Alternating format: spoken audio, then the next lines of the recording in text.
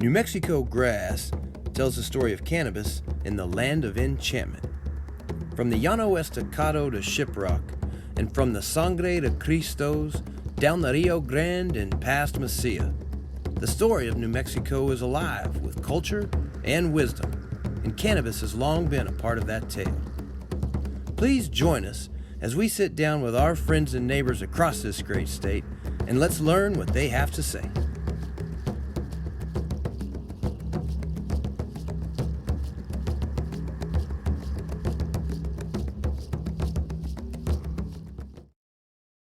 So welcome back, everyone. Thanks for joining me here on New Mexico Grass. Very excited to bring you our next guest as he represents not only a local homegrown business, but our first manufacturer. And he's going to give us a really interesting look at what some of the manufacturing side of the cannabis business that is already here.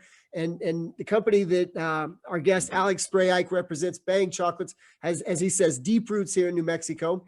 But he's also going to give us an understanding of where this might go in the future as we get legalized for the full adult market. But let me welcome my guest, Alex Spray-eich from Bhang Chocolates. If you wouldn't mind, Alex, why don't you get us started? Tell us a little bit about yourself, you know, your background, your roots in New Mexico, and then how that led to Bhang Chocolates. Yeah, absolutely. Thanks for having me.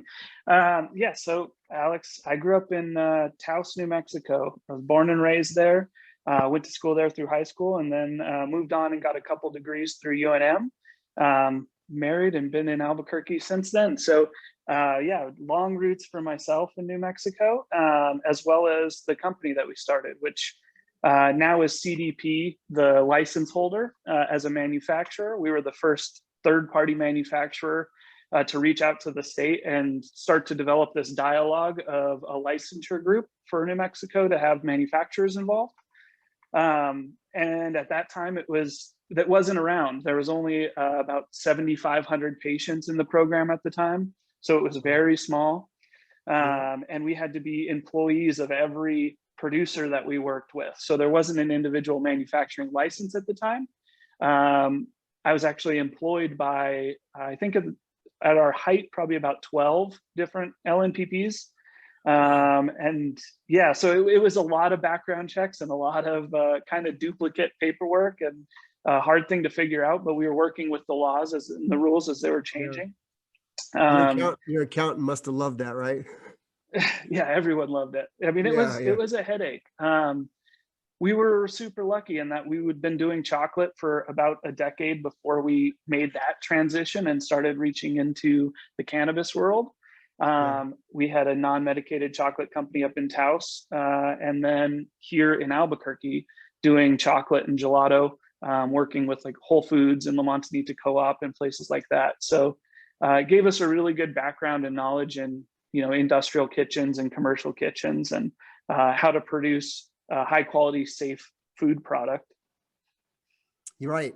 So you've kind of been in the beginning, the real formation of the market that's gone on. How has it been recently as the medical side of the business has matured somewhat? How have you been able to provide product under the recent medical framework? Yeah, so again, we've kind of been learning as we grow a little bit, but how we work now is licensed nonprofit producers provide us with plant material that they're growing. We do extraction. Here we utilize CO2 extraction as well as some ethanol extraction.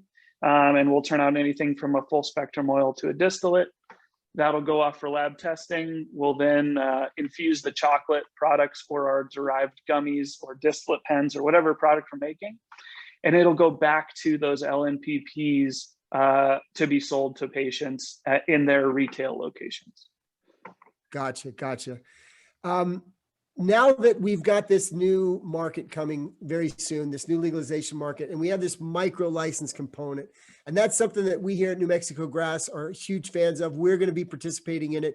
How do you envision Bhang potentially participating with the micro growers? Yeah, so I think of this whole thing, that's one of the most exciting things that I was reading, and when we were working with some of the legislation and talking with people about this sort of process is people getting involved in the industry from all over the state that maybe haven't for a various number of reasons, but a lot of people have already reached out to me from Taos, from my hometown, and been like, hey, this is so exciting, we want to get involved.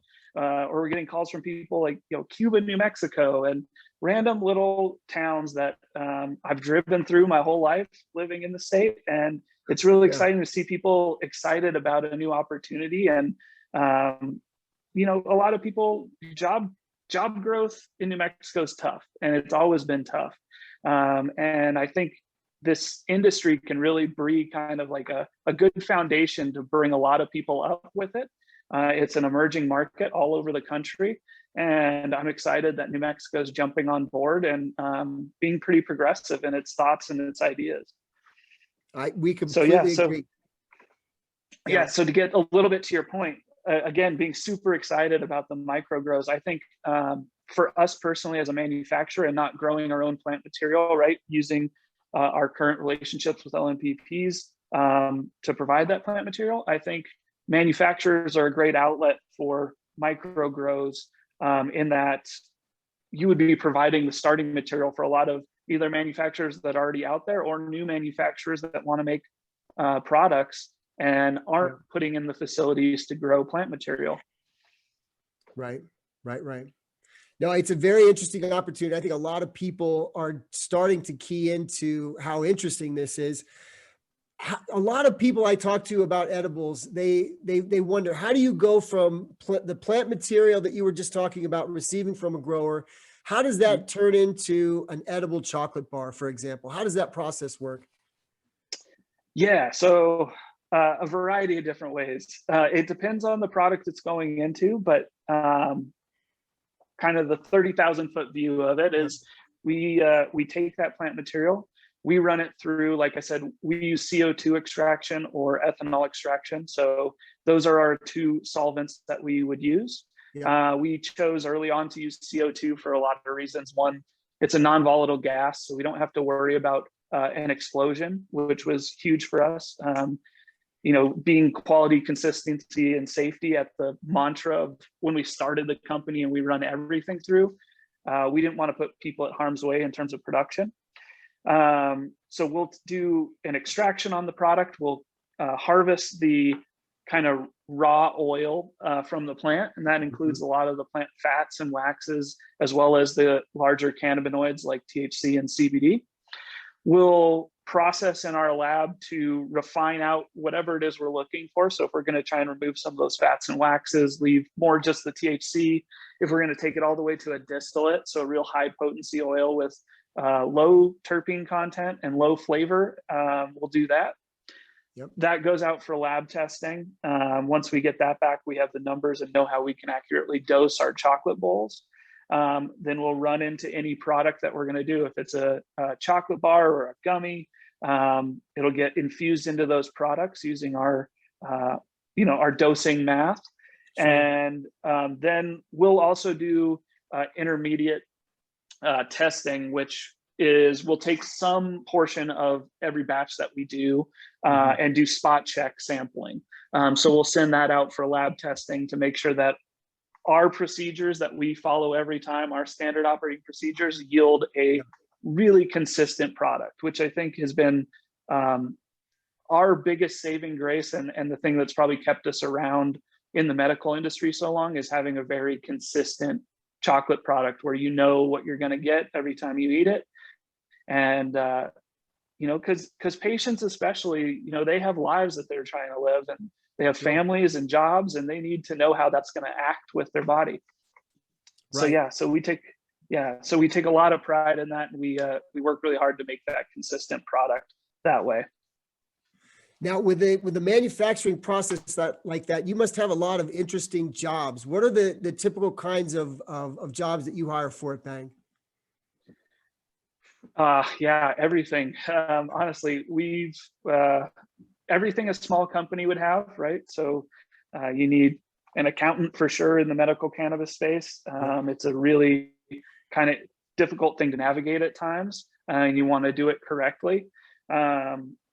Banking is difficult, so we're always looking for people like that. But within our production space, we kind of have a few different departments that we look at most heavily, I guess. So extraction, people who are willing to either learn our extraction techniques and follow those protocols, because we have pretty tight standards on what we do. Yeah. Lab processing of oil and prepping of oil, chocolate production, gummy production, so kitchen work. Sure. And then packaging is another huge part that we have, where we have a vast, I would say probably 30% or so of our employees are employed in packaging, because Wow. putting those chocolate bars into boxes and making sure all the labeling is correct, it takes a lot of man hours and hands. And even with our non-medicated chocolate company, we always kind of had the motto of employing people, not machines. So we want to bring New Mexicans into the workforce, and everything we do is very hands-on and handcrafted. That's fantastic. I love that story. I love it that there's jobs of all different varieties throughout, for a lot of different backgrounds, educational backgrounds, etc. What are some of your I was doing some research before we got on the call, and I see you got a lot of good looking products. What are some of your best selling products there at Bhang? Oh, at Bhang in New Mexico, our dark chocolate is our #1 product. And there's a lot of people that do dark chocolate. I think what helped us is we were doing chocolate for so long before we started doing cannabis products. I've mentioned it before in the past, and I'll repeat it, that, we were chocolate geeks before we were cannabis nerds, and it was 100% the case. We really take pride and really, source really high quality cacao materials. And that was our first bread and butter. Before we were infusing it with cannabis, it was all about chocolate. So that's our #1 by far, is dark chocolate, especially in an indica variety. We've seen a lot of people have a lot of relief and help sleep with that. It varies, but that's our #1. And then coming up really quickly behind that is our derived gummies. People have really, I think, acquired a flavor for it, or a taste for it.